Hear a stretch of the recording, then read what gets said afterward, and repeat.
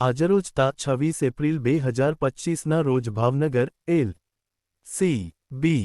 Police સ્ટાફના માણસો ભાવનગર ગ્રામ્ય વિસ્તારમાં પેટ્રોલિંગમાં હતા. તે દરમિયાન બાતમી મળેલ કે ભાવનગર કાળા તળાવ ગામ શાંતિનગર આરતીબેન કાંતિભાઈના ઘર સામે જાહેર રોડ ઉપર અમુક માણસો ગોળ કુંડાળું વળી ગંજીપત્તાના પાના વડે હાથકાંપનો જુગાર રમે છે. જે બાતમી અંગે રેડ કરતા ગંજીપત્તાના પાના પૈસા વડે હારજીતનો હાથકાંપનો જુગાર રમતા નીચે મુજબના મહિલાઓ પકડાઈ ગયેલ. તેઓ વિરુદ્ધ વેળાવદર ભાલ પોલીસ સ્ટેશનમાં જુગાર પ્રતિબંધક ધારાની કલમ હેઠળ ગુન્હો દાખલ કરાવવામાં આવેલ.